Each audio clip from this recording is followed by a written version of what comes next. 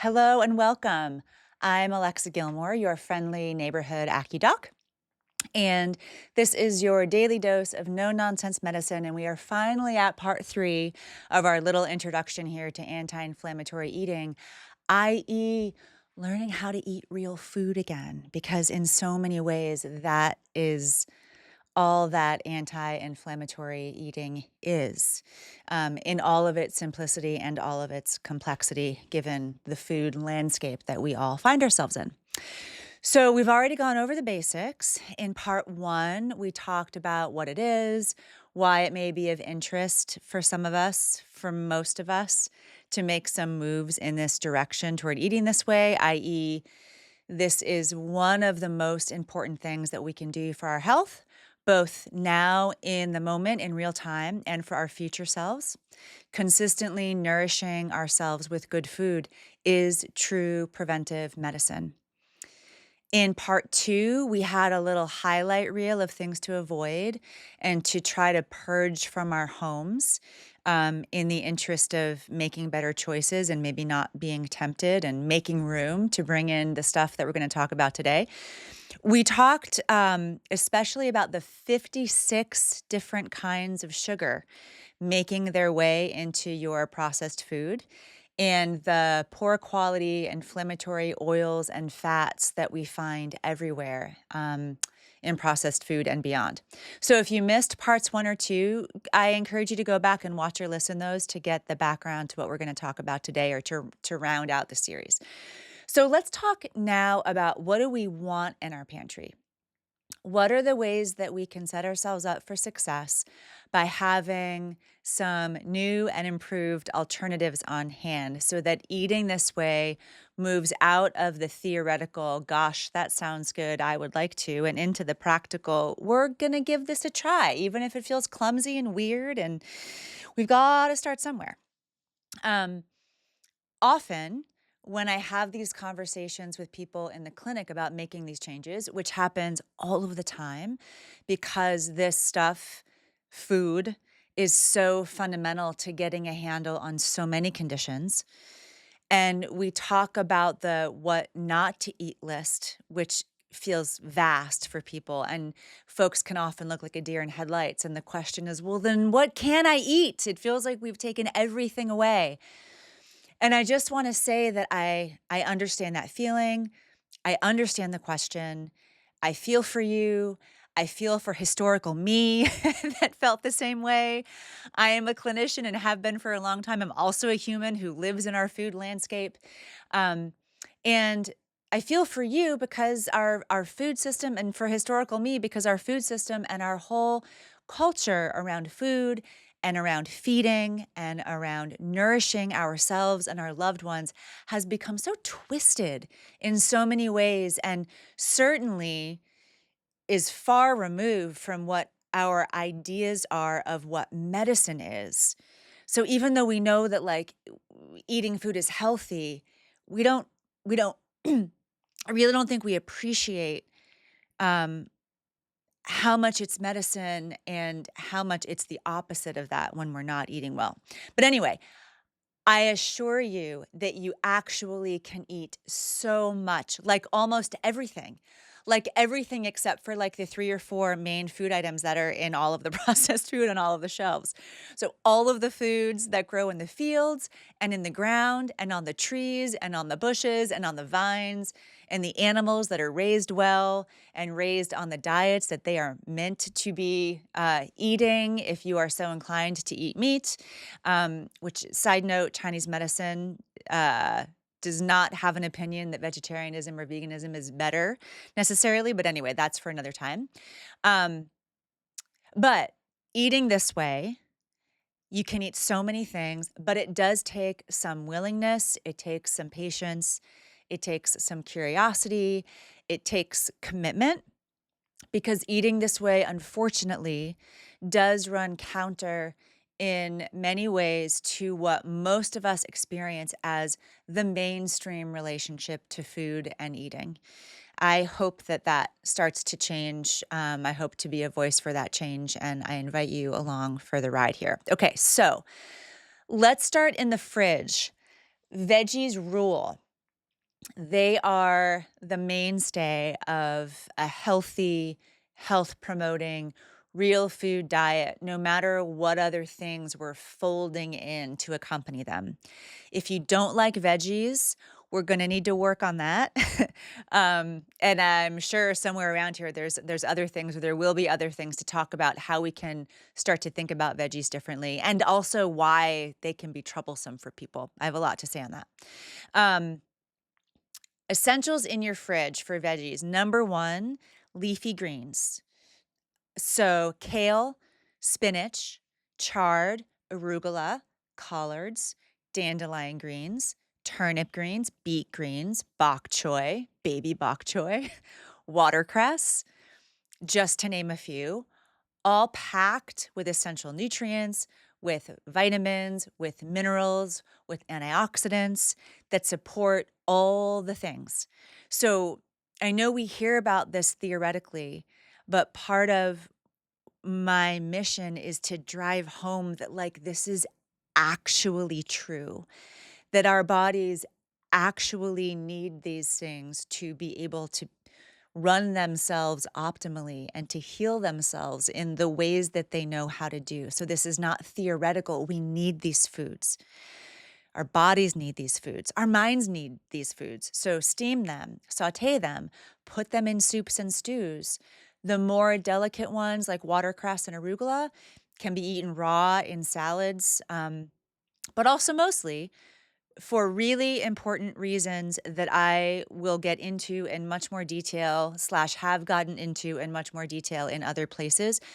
Please start thinking about getting your veggies in cooked form.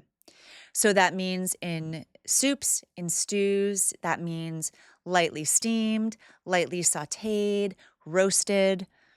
A little bit of raw veg and a little bit of salad is okay. But in Chinese medicine, we really don't love salads and raw vegetables as the mainstay of vegetable delivery for a lot of important reasons in terms of digestive health, reproductive health, longevity. Again, more on that another time.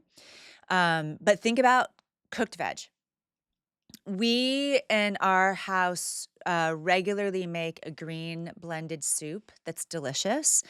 It uses 4 or 5 different leafy greens like the ones that I mentioned, whatever is at the store and looks good. We make a couple batches of it, typically every couple of weeks. We freeze a bunch. We have a bunch of glass Tupperwares and we freeze a bunch. And then we have ready to go cups or bowls of all of that leafy green nutrition that's warm. It's easy to digest. We can grab it every morning. We don't have to make it every morning. It's just there and ready to go. I imagine lots of you may do smoothies, or this is what a lot of people do to get their greens in. This soup is a great alternative that I push in my clinic. Again, because in Chinese medicine, we're really not fans of all that cold and raw that you're getting in a smoothie, especially first thing in the morning, unless it's like the height of summer.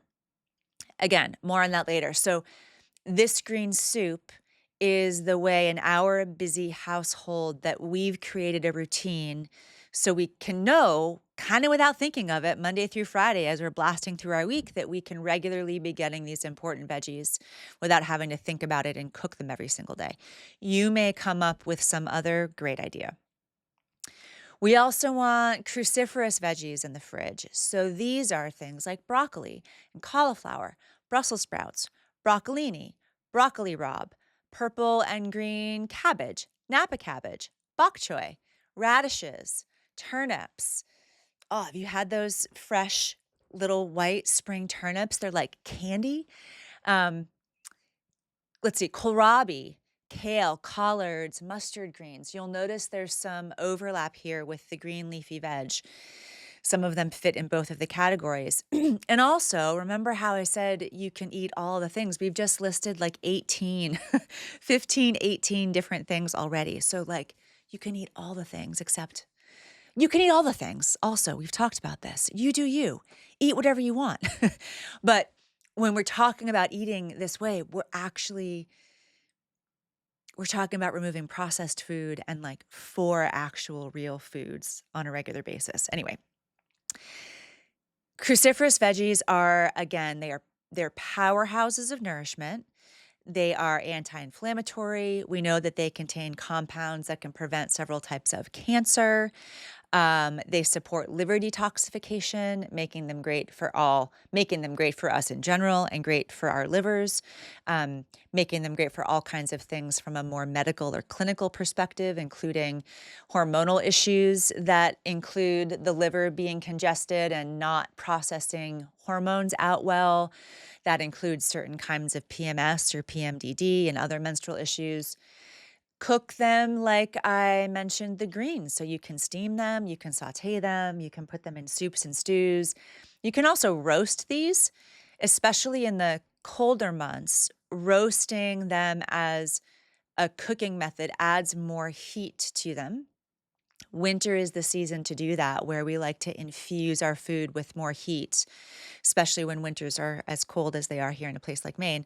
Whereas, like now, I'm recording this, we've just turned the corner into calendar spring here in Maine. So it starts to feel good to lighten up on the cooking methods and not roast so much. So I know like we roast more in the winter. And I think just last week we had like roasted Brussels sprouts or something. And I could already feel there's like a heaviness to that. There's a char on it. When you roast, you've got oil on them. And this is the time of year where our bodies crave, if we start paying attention and cultivating an awareness, which is possible, our bodies start to crave lightening up a little bit.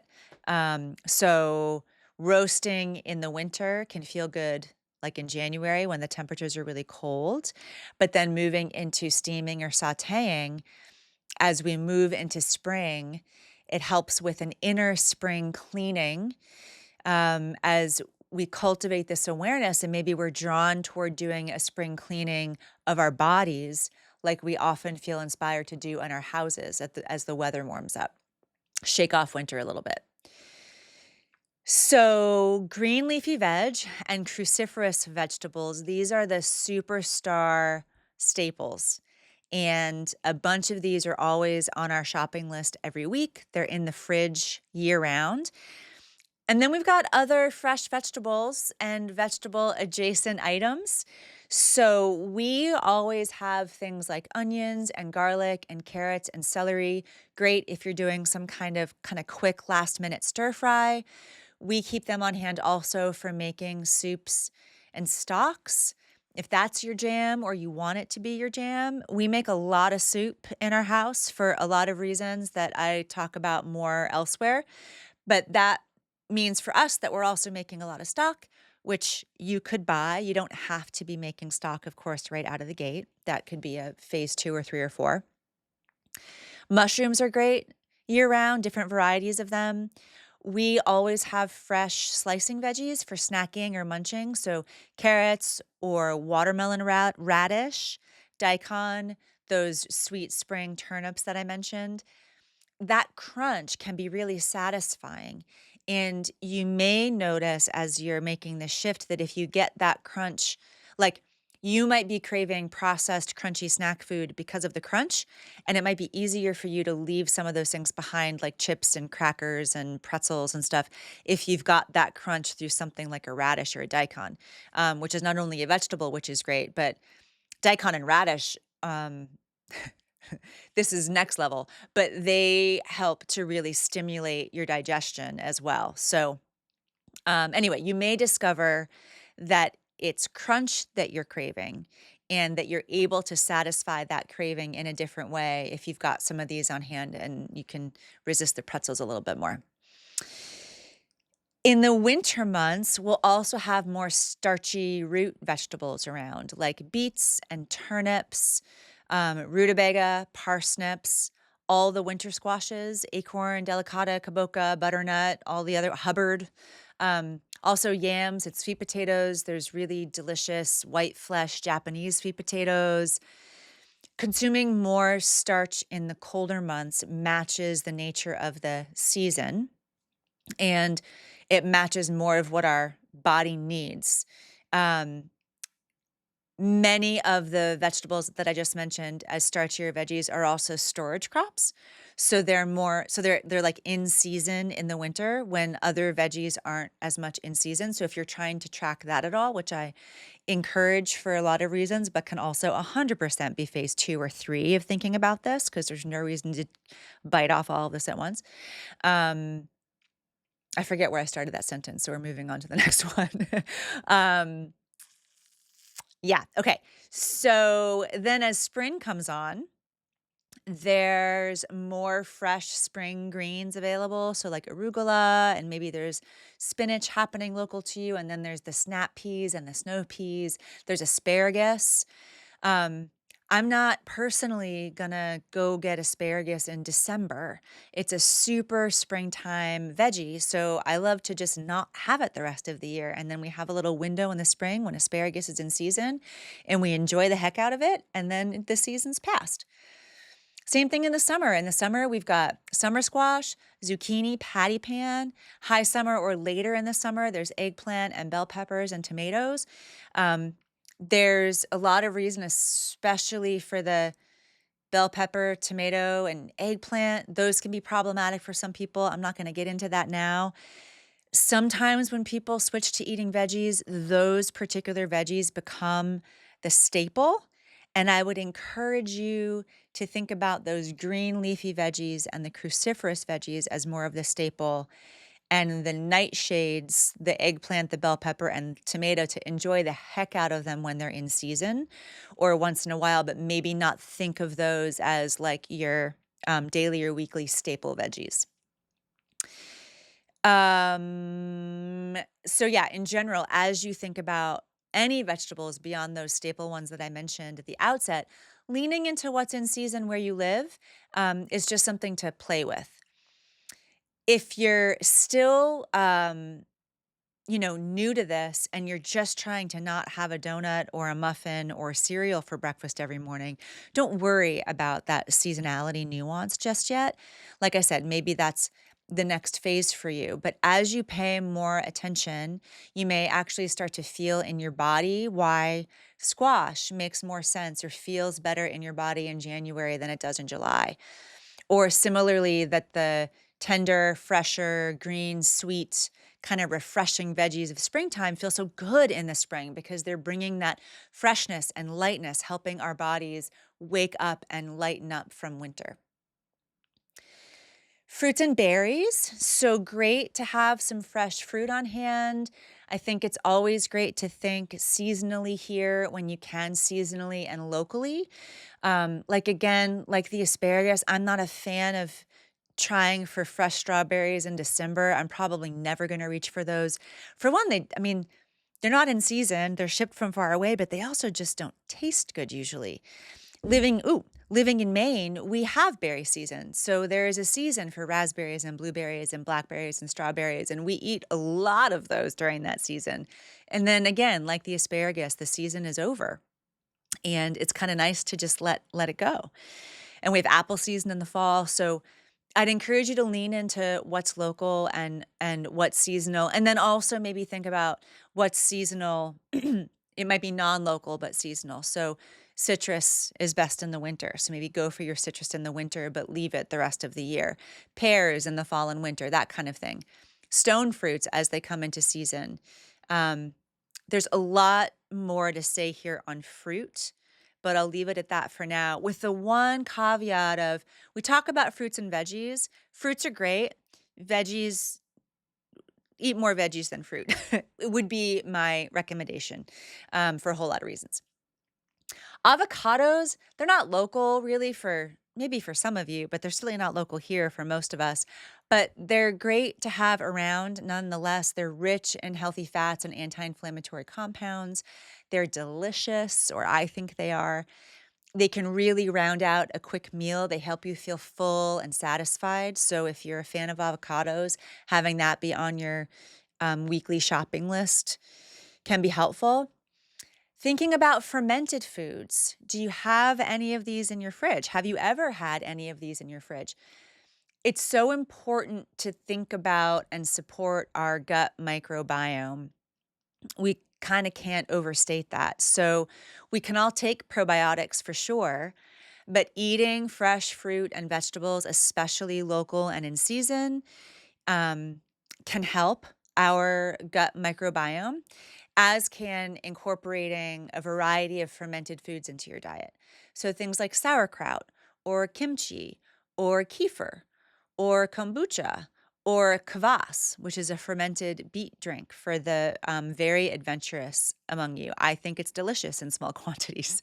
Some people think it's terrible. So you do you, or see if you can acquire a taste for some of these things.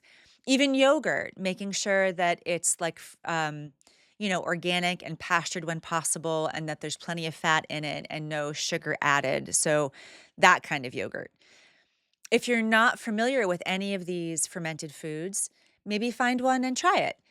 Just a forkful of the kraut or the kimchi, like a little bit of having it with your meals as a little condiment, just a spoonful or two of yogurt, or just a shot of the kefir or kombucha. They're not intended to fill your whole plate. They're really just like little inoculants. We don't need large quantities. And as you find something that you like and that you're successful in integrating into your diet, into your rotation, then maybe find another and start weaving them in. And then think about fresh herbs and spices and making sure that your spice rack is well stocked. I've got 13 here that I'll list. I think it's 13 that cover about 80% of everything that we cook in our house. And we cook a lot. We cook very simply because we have full lives. And oh, there's more to say here. And we're committed to cooking simply because of the way that, oh, I have so much to say. I'm going to wait. But we cook pretty simply most of the time. But it all tastes really good. It's well seasoned. And I think so many people fall away from their efforts to eat in an anti-inflammatory way because there's just so long that you can go living on like chicken, boneless, skinless chicken breast and steamed broccoli.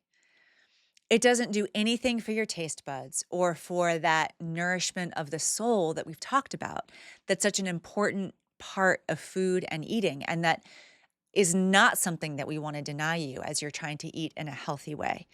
Um, so we don't want that. We need some flavor in our meals, but it doesn't have to be complex. And we're really committed to that because we need to learn how to eat well. But who's got time for like a bespoke Instagram ready, like singular recipe, standalone recipe every night of the week? That's an impossible standard. So anyway, in our go-to spices that cover most of the cooking are a paprika or a smoked paprika, like an ancho chili powder or some similar ground chili powder, cumin, onion powder, garlic powder, curry powder, Chinese five spice, cinnamon, nutmeg, oregano, thyme, black pepper, and salt. So, of course, if you're working with your own recipes, you may start to accumulate spices of your own. But I share that mix just to kind of be an example that you don't have to have every spice on the rack. Do make sure that the ones you have are fresh and good quality.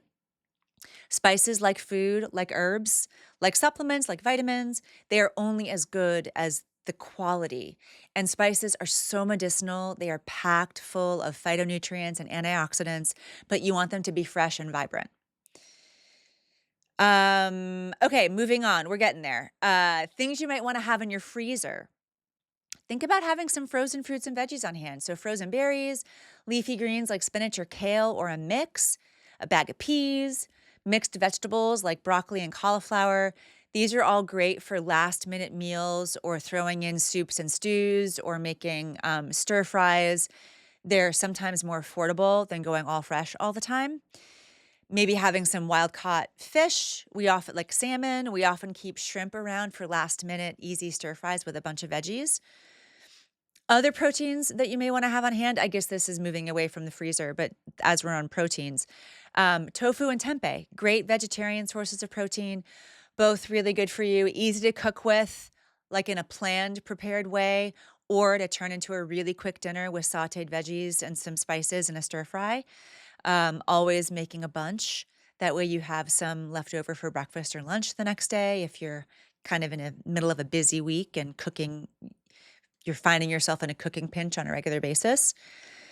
We keep chickens in the freezer, so we've always got a whole chicken or chicken parts in the freezer.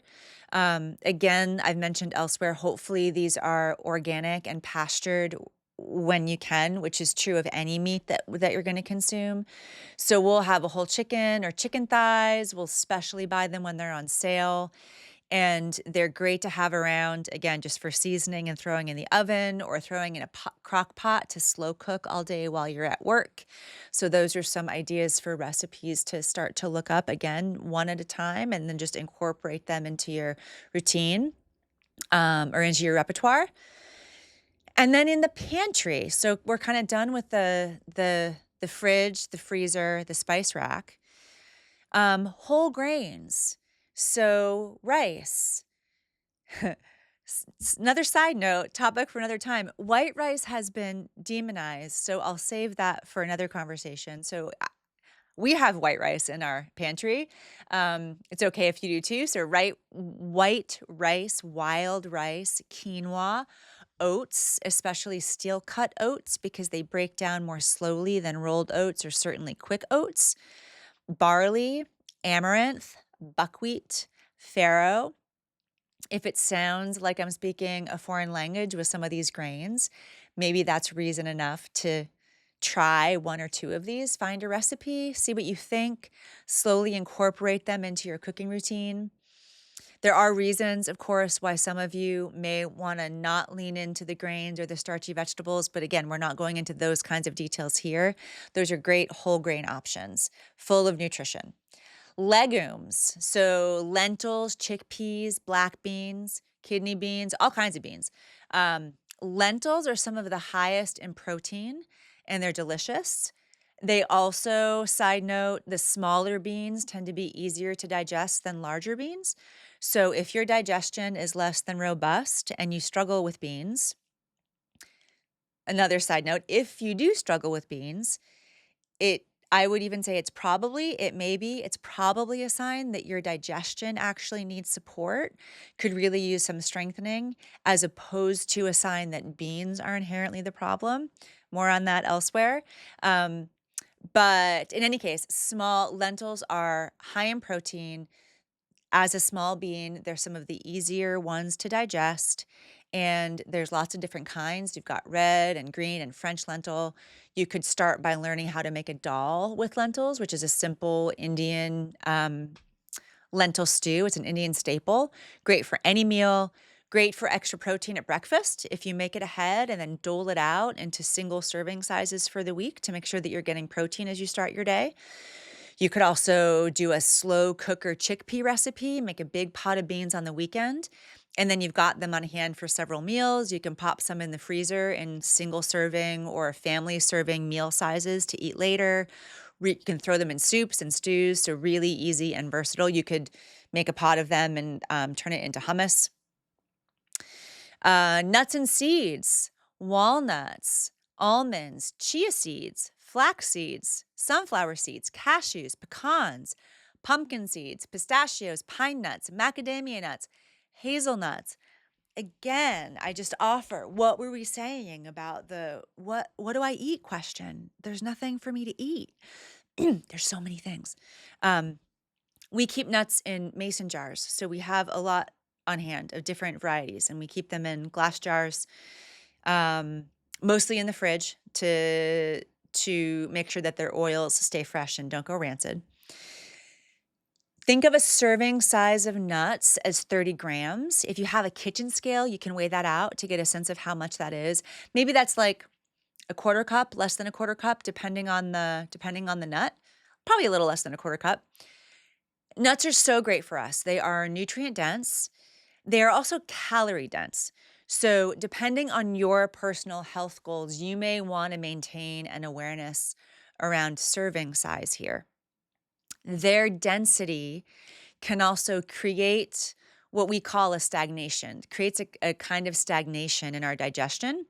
And you'll hear You may hear me use that word stagnation a lot in the context of digestion and other things because it's a really important concept in Chinese medicine because we want health and life is about things moving in the correct directions and at the correct times. So disease and imbalance and symptoms arise when things are stagnant. They're not moving at the right time or they're not moving in the right direction. So in the context of digestion and thinking about food, we talk about food stagnation when we're eating in such a way or our digestion needs support in such a way that the food is stagnating and not moving through in the right way at the proper time. So, nuts, because of their density, they're really good for us. But if we eat a lot of them, and I imagine you've all had this experience, they can sit really heavily in our belly, especially if we do like nut butters, because there's that added stickiness. So, just have an awareness around the quantity that you're eating. Dried fruit is also a great thing to have in the pantry. It's a great snack with the nuts. We have figs and cranberries and prunes and cherries and goji berries and golden berries. Find them without added sugars or added oils for all of the reasons that we've already talked about. And, remember remember when you eat a dried apricot, for example, that you are in fact eating a whole apricot. So you probably wouldn't eat like 16 apricots at one sitting, or even like a handful, even like 6 apricots, you probably wouldn't sit down and eat at one sitting. So again here, making sure you think about portion size in the context of what it is that you're actually eating. So I make up little nut snack jars for us. So there's like a serving size of nuts, a couple different kinds of nuts, and then a little bit of fruit.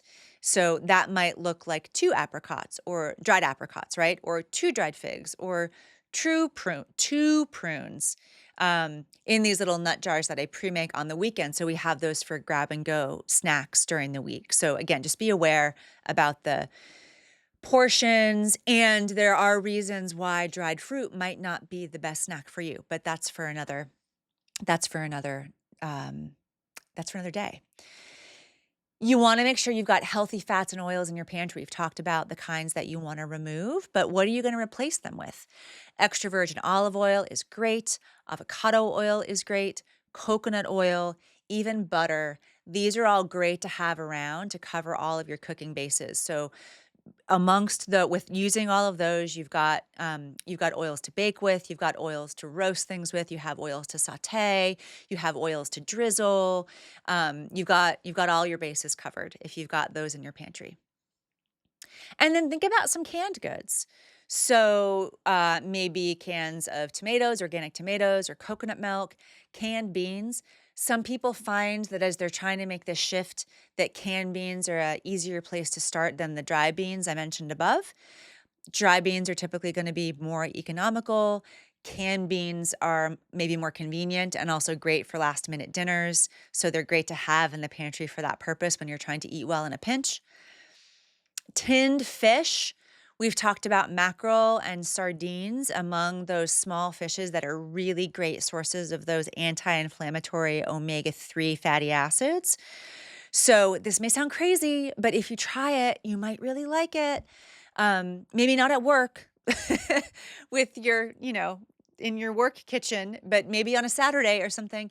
But a can of sardines and some rice cakes or some real food ingredient crackers or some really good quality sourdough bread with some salt, that goes a really long way toward a healthy, quick lunch in a pinch. And you've gotten a serving of those really important anti-inflammatory, really important for your brain oils that way. Phew. Okay. So does that get you started? Does it get you thinking? Does it get you maybe planning or scheming a little bit? Hopefully a little bit excited or like you have a little bit of guidance and not just completely overwhelmed. Please reach out to me with any questions, write them in the comments, message me. Remember that this is not comprehensive. It's not intended to be. It's also not personalized to you and your needs. This is just a general foundation, some brainstorming, a place for you to start. Please, again, try not to be overwhelmed. We all have to start somewhere with everything new. And then we just keep, you know, try something new, incorporate it, integrate it into your life and your routine, and then try something else new and keep moving forward one step at a time. Okay. Thanks for being here. Bye for now.